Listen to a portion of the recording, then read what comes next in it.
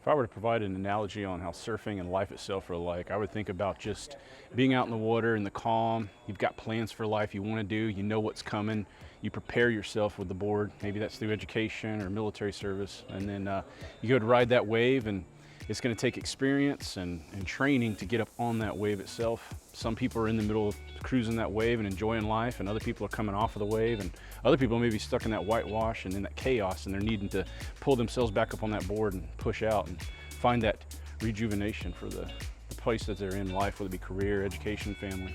So, Davin Hand, U.S. Army, and I did 2 deployments to Afghanistan. I spent 1 year in Korea.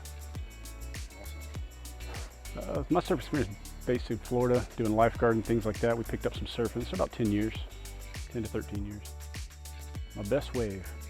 The best wave so far this week was definitely yesterday. I had one of the longest waves I've ever ridden. You know, being from Florida, they're a little bit short and quick. Here you got more of a longer duration. Get on that wave and ride it out. So yesterday was definitely the longest way I could say of my life. Some of the challenges I've experienced this week is I've actually tried to shift my technique. I'm what they call goofy foot when I surf. So I'm actually trying a new technique to reposition myself, how to pop quicker, throwing that left foot forward and right foot back. In times past, and I blame it on paddleboarding, I always want to throw that right foot forward. So that's been a big challenge, but I'm going to get it by the end of this week. Some of the things the teammates and feedback I've gotten from the instructors is just positioning on the board, knowing when to time the waves, especially particular to certain areas. They're all different.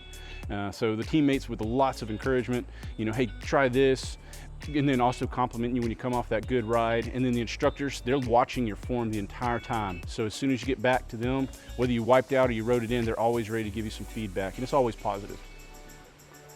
When I was a kid, what I wanted to be when I grew up was a meteorologist. I was really into weather, hurricanes, tornadoes. I blame the movie Twister for that, so yeah. Something exciting. Now what I want to be when I grow up is an entrepreneur, and be able to utilize that to support the community, people that I've grown up with and matured with, you know, being able to reach out and help them in any way I can. So being able to cut a new path for myself and bring people along with me. Looking back on the most rewarding parts of the military for me, was definitely the experience and being able to grow different areas, meeting many new people that we served with, and going and exploring different areas. You know, anywhere from Korea to Afghanistan.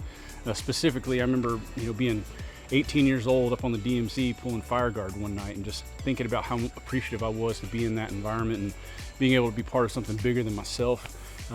Those kind of experiences, and that one in particular, always kind of set with me, and that kind of set the catalyst and the foundation for the rest of my military career that I had for the following 12 years.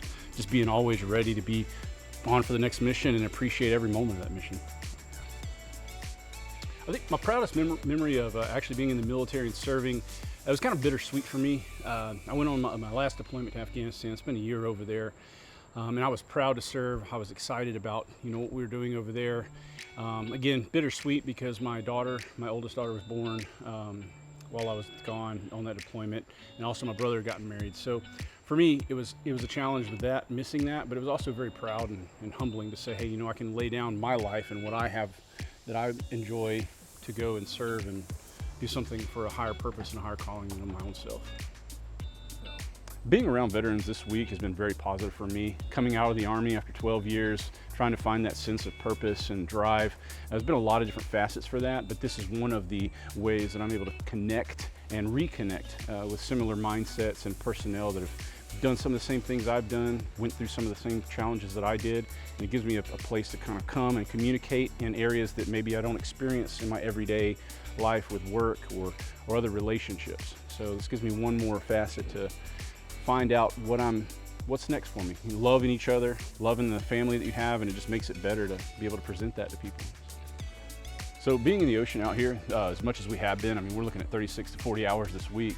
It's been very positive. It's given me a lot of time to think, both with the group and whenever I'm out by myself looking for waves to catch. I'm able to think for myself and kind of reflect on some things I might be going through personally, and then when I come around the group, there's a lot of group think, a lot of group talk, and you can use your experiences to help someone else. Or maybe something that they're discussing kind of falls back into you, and some of the challenges you're facing kind of gives you an idea, maybe something you want to apply to your own life to help out whatever situation that may be. And one thing I would tell my oldest daughter and my nephew before they go in the military and as they're transitioning, getting ready to go, is it's a lifestyle. It's not just a 9-to-5 job, but in that lifestyle, you're going to find so much more sense of purpose and being able to find that camaraderie with people. You're going to grow up with people known for 18 years going into high school that you may never see again or speak to again. But that one person you go on deployment with, or you spend 2 years at a duty station with, you're going to have a lifelong bond because of that lifestyle you're in. So enjoy, again, every moment of that, enjoying every aspect of service.